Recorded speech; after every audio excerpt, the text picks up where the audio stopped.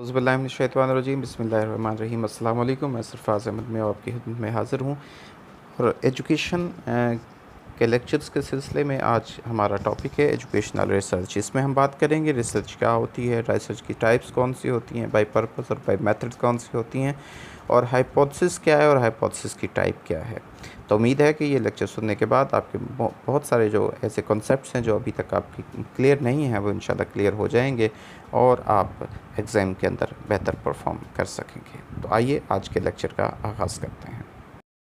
सबसे पहले हम रिसर्च की बात करते हैं। तो रिसर्च जो है एक सर्चिंग है और गैदरिंग है इंफॉर्मेशंस की, यानी हम जो इंफॉर्मेशंस मालूमात इकट्ठा करते हैं और उनको तलाश करते हैं किसी भी क्वेश्चन या किसी भी प्रॉब्लम का आंसर ढूंढने के लिए। अब इस पे दो वुडी की जो डेफिनेशन है वो कहता है कि research is a careful inquiry और एग्जामिनेशन इन सीकिंग फैक्ट्स और प्रिंसिपल, जिसमें हम प्रिंसिपल्स या फैक्ट्स को तलाश करते हैं। A delicate investigation to ascertain something, जो हम किसी भी चीज़ पर असरअंदाज होने के लिए जो एक इन्वेस्टिगेशन करते हैं उसे रिसर्च कहा जाता है। इसी तरह मौली की डेफिनेशन है, it is a process of arriving at dependable solution to the problem through the planned and systematic collection. ये इंपॉर्टेंट जो चीज़ है इसके अंदर वो है प्लान्ड और systematic collection, analysis and interpretation of data. ये एक बाकायदा यानी एक प्रोसेस है जो कि एक डिपेंडेबल सोल्यूशन हमें देता है, जिसकी वजह से हम एक डिपेंडेबल सोल्यूशन पर पहुंचते हैं किसी पर भी प्रॉब्लम के। और इसके लिए हमें क्या चीज़ होती है जी, हम प्लान्ड सिस्टमेटिक कलेक्शन, प्लान्ड और सिस्टमेटिक कलेक्शन, एनालिसिस और इंटरप्रिटेशन करते हैं डाटा की। तो ये है हमारी रिसर्च की रिसर्च क्या होती है। अब हम बात करते हैं रिसर्च की टाइप्स पे। तो सबसे पहले हम देखते हैं research types of research by purpose. Number 1 basic research, number 2 applied research. Basic research हमारी क्या है, ये conducted solidly for theory development and refinement, यानी हम जब कोई थ्योरी डेवलप करते हैं उस थ्योरी को थोड़ा मोल्ड करते हैं, चेंज करते हैं, रिफ़ाइन करते हैं, ठीक है, उसको हम बेसिक रिसर्च कहते हैं। इसका मेन मकसद है theory, the research which is carried out for which is conducted to theory development is called basic research. तो बेसिक रिसर्च डिज़ाइन किया जाता है to add to an organised body of scientific knowledge, और ये जो है ज़रूरत नहीं है produce result of immediate practical values कि इसमें इमीडिएट जो हमारी प्रैक्टिकल वैल्यूज़ उसके जो है आंसर रिज़ल्ट्स प्रोड्यूस नहीं करती। बेसिकली इसका काम होता है थ्योरी डेवलप करना, किसी भी प्रॉब्लम का बताना कि ये प्रॉब्लम की वजह क्या है, इसकी कॉज क्या है। इस कॉज को जानने के लिए, उसकी सबब को जानने के लिए, वजह को जानने के लिए जो रिसर्च की जाती है वो बेसिक रिसर्च की जाती है। जैसे आजकल कोविड-19 है तो कोविड-19 ये पता लगाने के लिए कि प्रॉब्लम है क्या, ठीक है, ये प्रॉब्लम है क्या और क्यों कर हुई, इसको बात जानने के लिए जब रिसर्च करेंगे वो बेसिक रिसर्च है। और जब इसके सोल्यूशन के लिए हम जब रिसर्च करेंगे कि इसको सॉल्व किया जाए, कैसे किया जाए इस प्रॉब्लम को, उसे अप्लाइड रिसर्च कहते हैं। तो applied research is conducted for applying और testing theory and evaluating its usefulness in solving educational problems.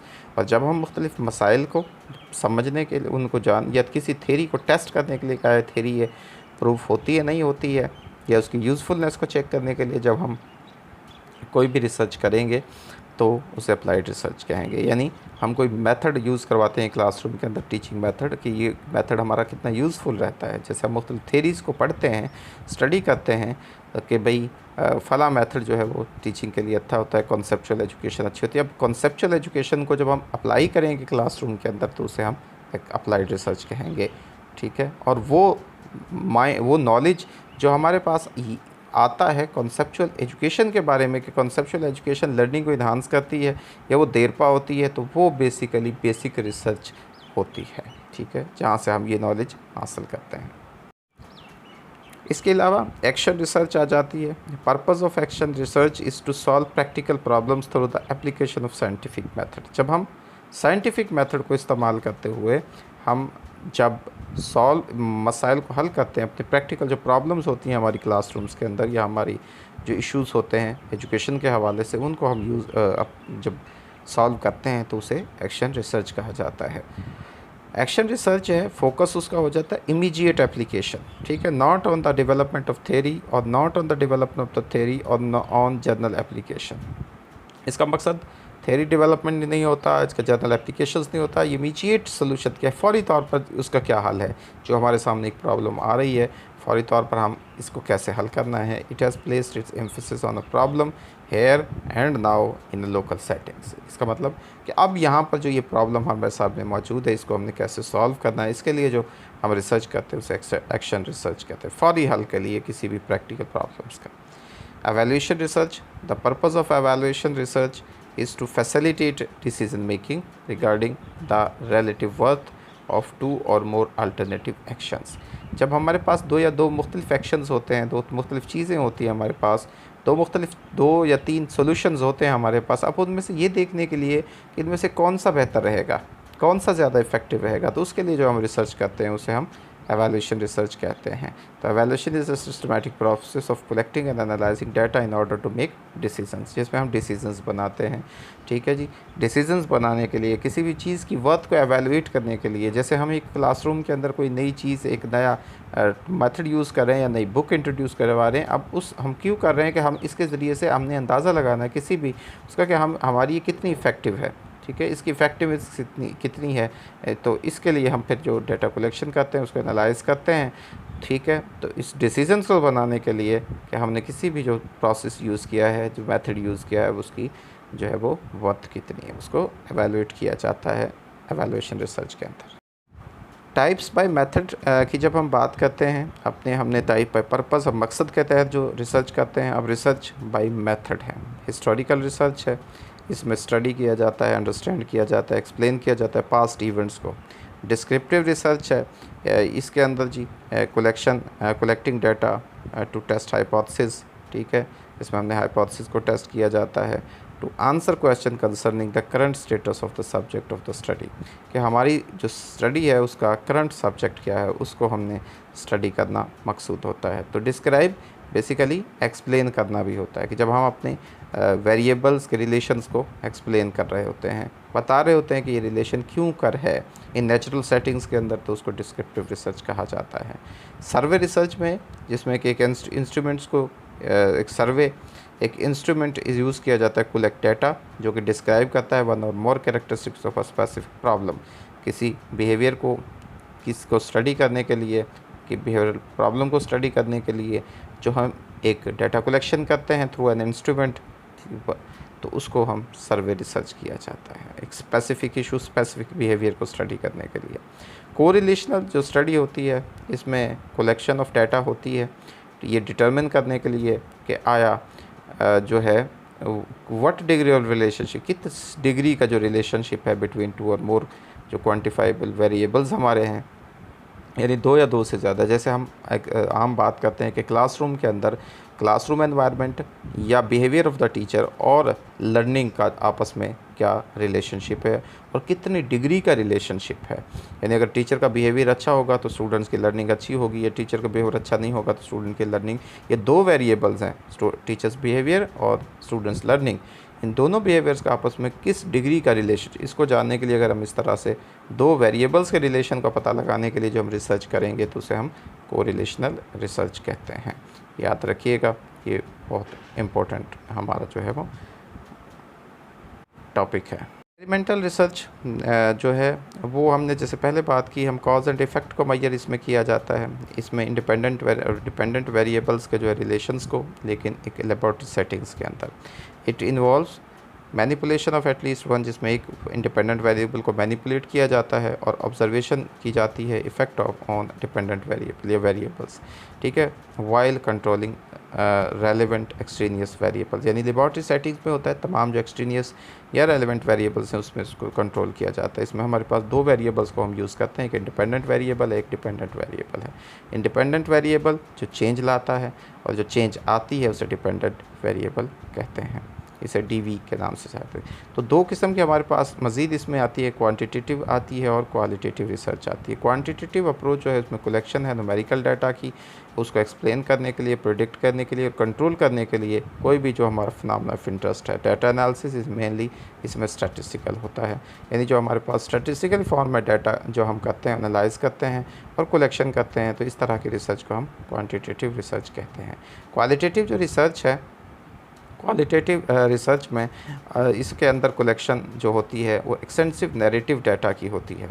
Narrative data narration की फॉर्म में होता है, बयानिया की फॉर्म में होता है, in order to gain insight into phenomena of interest. इसमें हम एक इनसाइट हासिल करते हैं और इसमें जो डाटा एनालिसिस होता है वो कोडिंग ऑफ द डाटा और प्रोड्यूसिंग अ वर्बल जो है वो सिंथेसिस इसमें की जाती है। यानी कोडिंग करते हैं हम डाटा की, और डाटा कोडिंग करने के बाद हम उसको जो है वो उसकी इंटरप्रिटेशन जो है वो की जाती है।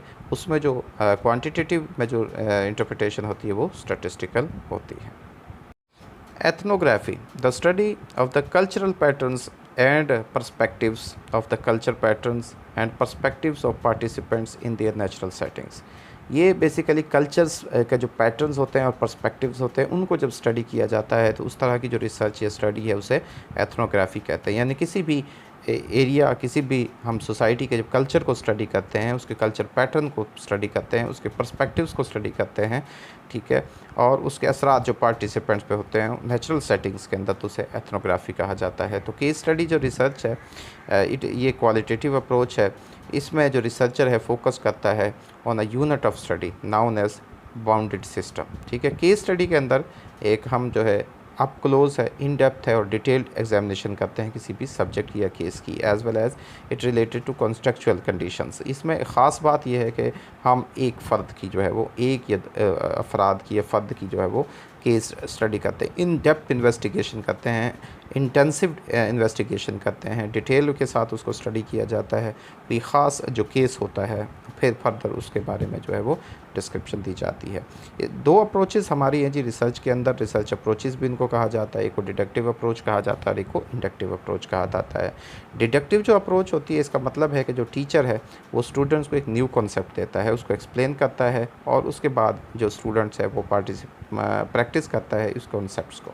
इसे हम डिडक्टिव जो है वो अप्रोच करते हैं, यानी कॉन्सेप्ट्स के बेस पर स्टूडेंट्स उसको स्टडी करते हैं। फॉर एग्जांपल जब teaching a new grammar concept, the teacher will introduce the concept, explain the rules related to its use, and finally the students will practice using the concept in a variety of different ways। तो फिर उस concept को मुख्तलिफ variety के साथ वो study करेंगे। Inductive approach इसके ऑपोजिट होती है। इसमें जो टीचर है वो present student with many examples, उनको एग्जाम्पल्स देता है, showing how the concept is use, कि किस तरह से कॉन्सेप्ट जो है वो इस्तेमाल किया जाता है। उसमें एग्जांपल नहीं देता, उसमें कॉन्सेप्ट दी जाती है, ठीक है, कॉन्सेप्ट देते हैं और उसके बाद स्टूडेंट्स उसके एग्जांपल्स जो है वो देखते हैं। और लेकिन इसमें पहले एग्जांपल्स दी जाती हैं और एग्जांपल्स के ज़रिए से बाद में फिर कॉन्सेप्ट्स को क्लियर करवाया जाता है। तो intent is for student to notice by way of the examples how the concept work, यानी एग्जांपल्स के तरीके से कि कॉन्सेप्ट कैसे वर्क करता है। तो पहले एग्जांपल्स होंगी फिर कॉन्सेप्ट, उसमें पहले कॉन्सेप्ट होगा उसके बाद उसके एग्जांपल्स बनाए जाएंगे। This is the difference between deductive approach and inductive approach. तो अब हम बात करते हैं कि हाइपोथेसिस क्या होता है। हाइपोथेसिस बेसिकली एक टेंटेटिव स्टेटमेंट होती है किसी भी जो वेरिएबल्स हमारे होते हैं उनके रिलेशनशिप के बारे में, यानी कोई भी जो हमारे वेरिएबल्स हैं जो हम जिन पर हम रिसर्च करने जा रहे हैं उनके दरमियान क्या रिलेशनशिप है, उस रिलेशनशिप को बयान करने के बारे में जो सबसे पहले एक टेंटेटिव स्टेटमेंट, ऐसी एक स्टेटमेंट जो कि चेंज हो सकती हो, जो कि आरसी हो, ठीक है, जो कि नॉट बेस्ड ऑन फैक्ट्स, जो फैक्ट्स पे बेस्ड नहीं करती हो, उसके बारे में। तो एक hypothesis is a specific testable prediction होती है about what you expect to happen in your study, कि आपकी स्टडी में क्या होने जा रहा है उसके बारे में एक जो टेस्टेबल प्रेडिक्शन है जिसको टेस्ट किया जाता है उस प्रेडिक्शन को, तो उसे हाइपोथेसिस कहते हैं। यानी मफरूज़ है, फ़र्ज़ करना है किसी भी चीज़ के बारे में, उसे हाइपोथेसिस कहते हैं, जो कि प्रूफ बाद में किया जाता है जब उस पर बाकायदा स्टडी की जाती है। इसकी यहाँ पे 3 टाइप्स हम बयान कर रहे हैं जी हाइपोथेसिस की। एक नल हाइपोथेसिस है जो कि कहता है कि there is no relationship between the variables, यानी वो रिलेशनशिप को निगलेक्ट कर रहा होता है, एंड नॉट से उसे ज़ाहिर किया जाता है। Null hypothesis which in which researcher try to disprove, हम उस रिलेशन को, कोई भी जो रिलेशन को डिस्प्रूव करने की कोशिश करते हैं कि there is a no relationship. तो normally the null hypothesis represent the current view explanation of an aspects of the world that the researcher wants to challenge, जिसको चैलेंज करता है रिसर्चर कि ऐसा नहीं है जो मैं करने जाऊँ, वो जो आप बयान कर रहे हो ऐसा, उसको रिजेक्ट करने के लिए। अल्टरनेटिव हाइपोथेसिस कहता है कि the statement that describes that there is a relationship between the 2 selected variables in study, जो उसको अप्रूव कर रहा है कि इनके दरमियान ऐसा ही है, इसका ऐसा ही जो है, देयर इज़ अ रिलेशन, इन दोनों चीज़ों के दरमियान रिलेशनशिप है। जब उस रिलेशनशिप को जो हाइपोथेसिस बता रहा है उसको अल्टरनेटिव हाइपोथेसिस है। और रिसर्च हाइपोथेसिस वो होता है test the hypothesis to disprove the null hypothesis, ठीक है, जो कि नल हाइपोथेसिस को डिसप्रूव करने के लिए होता है, यानी उस रिलेशनशिप को डिसप्रूव करने की कोशिश कर रहा है, not because he or she loves the researcher hypothesis but because it would mean coming closer to finding an answer to a specific problem. इसका मतलब ये नहीं होता कि वो रिसर्च हाइपोथेसिस से प्यार करती है, नहीं, इसका इसलिए होता है कि ताकि हम इसके करीब जा सकें उस स्पेसिफिक प्रॉब्लम्स के, उसके आंसर्स को फाइंड करने के लिए। अगर हम पहले ही कह देते हैं कि ठीक है जी ऐसा नहीं है, तो फिर ठीक है, क्या हम उस पर आगे फर्दर इन्वेस्टिगेशन नहीं करेंगे। लेकिन हम जब वो एक रिसर्चर कह रहा है कि इनके दरमियान कोई रिलेशनशिप नहीं है, तो फिर उसमें रिसर्च क्या कहती है, वो कहती है वो उसको प्रूव करना चाहती है कि वाकई ऐसा है, ठीक है, वो उसके क्लोज जाना चाहती है, उसको आंसर्स को फाइंड करने के लिए उस स्पेसिफिक प्रॉब्लम्स को, तो उसे हम रिसर्च हाइपोथेसिस कहते हैं। क्लियर हो गया जी। उम्मीद है कि ये तमाम जो कॉन्सेप्ट्स मैंने आज आपके सामने पेश किए हैं ये आपको अच्छे तरीके से क्लियर हो गए होंगे। आपके पेपर के हवाले से बहुत इंपॉर्टेंट चीज़ें हैं, इनको अच्छी तरह से कीजिएगा, बार बार पढ़िएगा, इनके कॉन्सेप्ट्स को समझने की कोशिश कीजिएगा।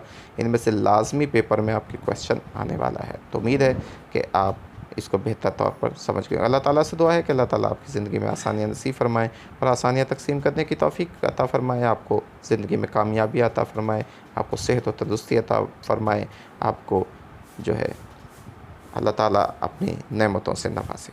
दुआ में याद रखिएगा। अल्लाह हाफ़िज़।